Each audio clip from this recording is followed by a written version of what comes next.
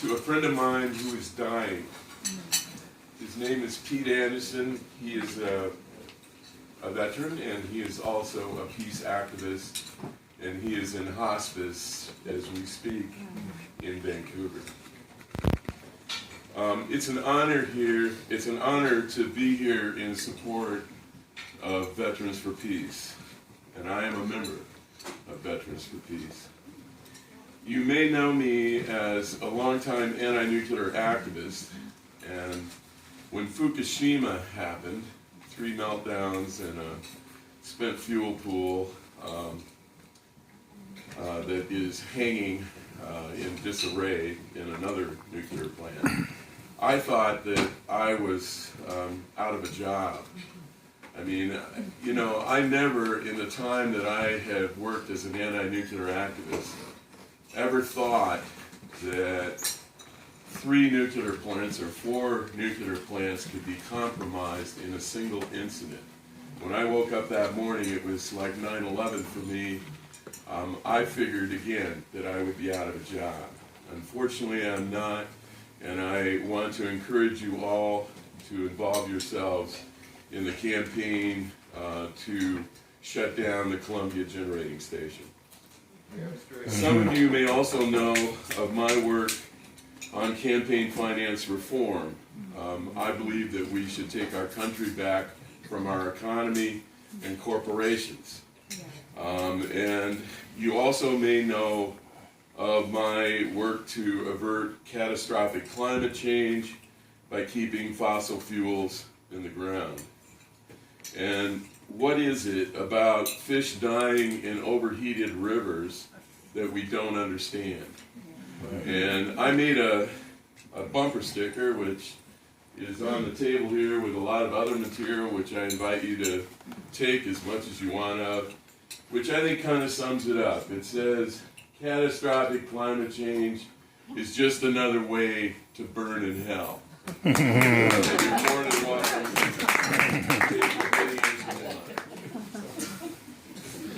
I'm not going to spend any more time talking about those issues. If you have questions, we can take it up during Q&A. Instead, I'm going to talk about my personal life, events which I hope will demonstrate the importance of Veterans for Peace and giving it your financial support. There are not many people that know that I am a veteran. For a short time, I served in the Vietnam War. It is not something that I'm proud of, and I'm not a war hero. I usually don't talk very much about it at all. In 1966, after graduating from high school, my father joined me up in the United States Navy, literally. He took me down to a recruiting station and he joined me up. He was a World War II veteran, and he told me it was my time to serve, my turn. He also adhered to a parenting philosophy of spare the rod and spoil the child. I was deathly afraid of him. His punishment was violence, and I did what I was told. Ironically, he unknowingly did me a favor. After I joined up, I received my draft notice. I wouldn't have gotten out of the Army the way I got out of the Navy. The recruiter told me that I was signed up for journalism school. It sounded so wonderful. Instead, after boot camp, I was stationed on a cargo ship docked in San Diego and sent to assault boat coxswain school. It was the end of my journalism career. Instead, I learned to drive assault boats. My experience in Vietnam consisted of running supplies on water to various locations in Vietnam. I never saw frontline action. What I did see turned me off, and in 1967, I joined with a few other crewmen on my ship and refused to serve and quit the Navy. somehow, and I don't understand what happened, I was given an honorable discharge and told to re-register for the draft. I refused, and I never looked back. Eventually, I went to New York. I went home to New York, did a year of community college in Binghamton on the GI Bill, educated myself about the history of the Vietnamese people, and joined the anti-war movement. I worked in a draft information center run by Quakers, left New York in 1969. I came to Oregon by accident. I stayed, became a full-time anti-nuclear activist because I thought that the construction and operation of nuclear power plants was equivalent to the war come home. I taught myself administrative law.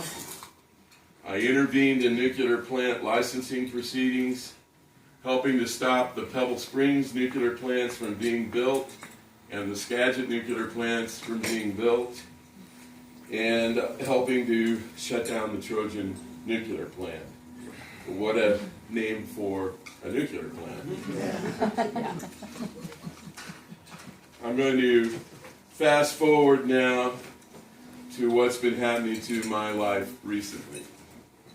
About 18 years ago, while working on a ballot measure campaign to close Trojan, I was making a presentation before the board of directors of a PUD in Lane County, and I started to suffer an insatiable thirst. I've never felt a thirst like that.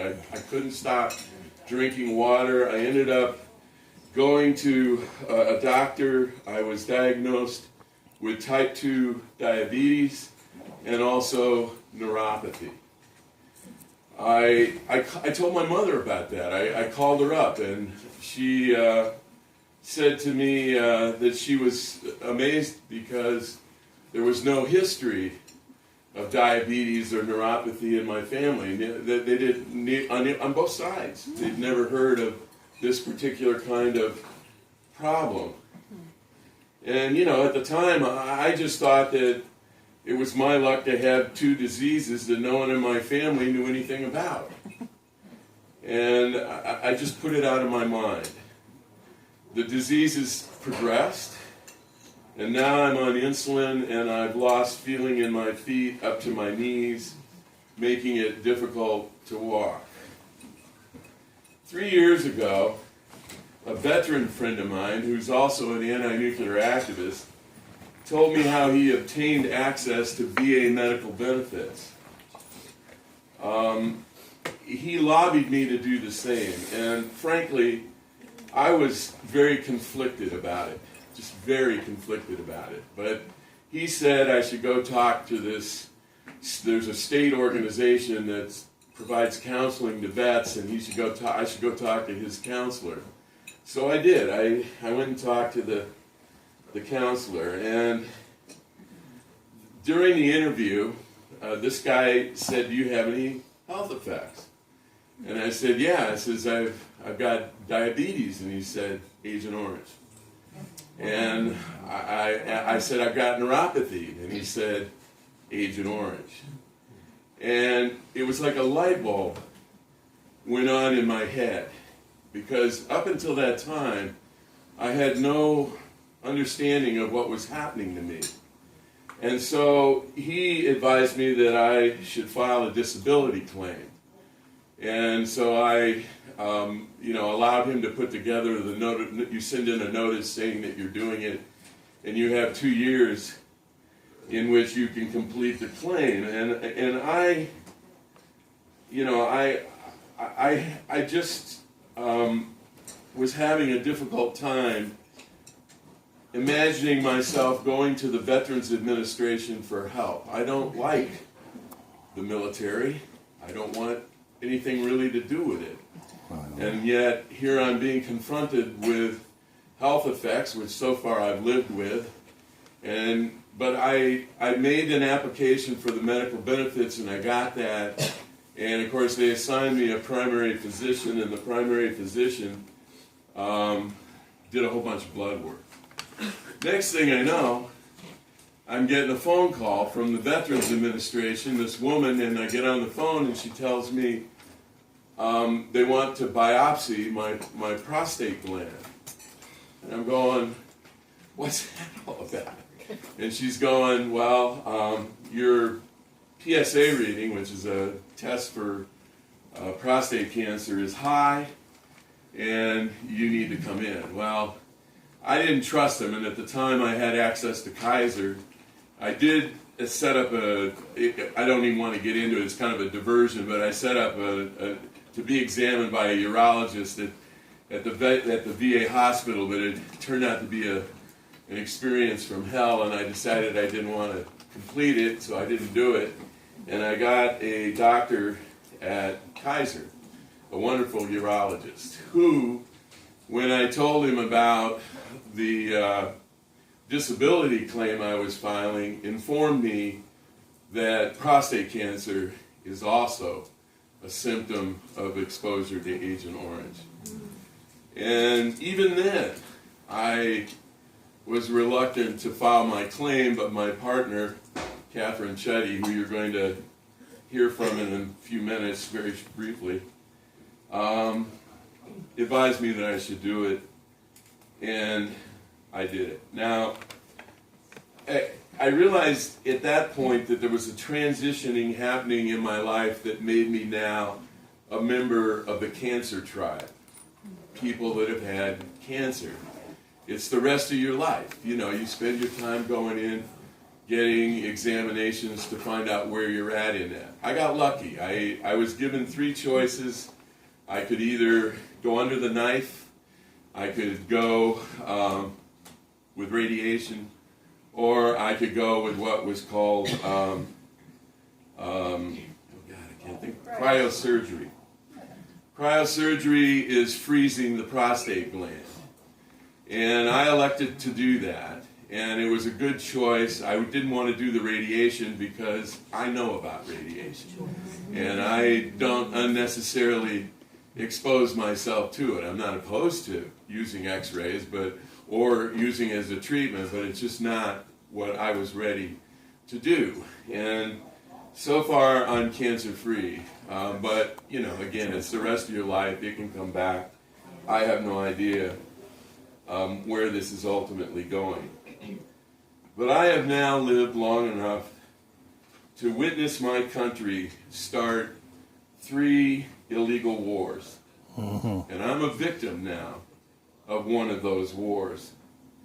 Now we face an effort by the Republican and Democratic neoliberals to sabotage the proposed nuclear peace treaty with Iran, hoping that yet another war will happen in the Middle East.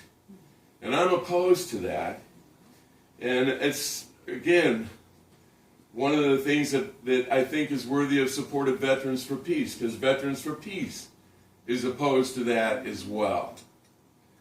I hope that we will succeed in our efforts in making peace possible with the people of the Middle East, not spending our time killing them in drone attacks, wiping out innocent victims, and so forth. More than ever, we need to promote peace on earth and with the earth. I recently wrote a poem about this that I'd like to share with you, and Catherine is going to help me read that poem, and then I will finish up the last of my brief comments. The title of this poem, and it's on the table, and by the way, wipe the table out. You know, take what you want, pass it on to others. That's what it's there for. The title of the poem is called Commodification. It's in 2 columns. And I'm going to read from the first column, which is the darkness. And Kathy is going to read from the second column, which is the lightness. All is capital. All is life. All is material. All is love. All is greed. All is reverence. All is self. All is community. All is possession. All is sharing. All is intolerance. All is compassion. All is dogma. All is truth. All is power. All is wisdom. All is control. All is harmony. All is war. All is peacemaking. All is them. All is us. All is confining. All is transcending. All is lost. All is found. Thank you.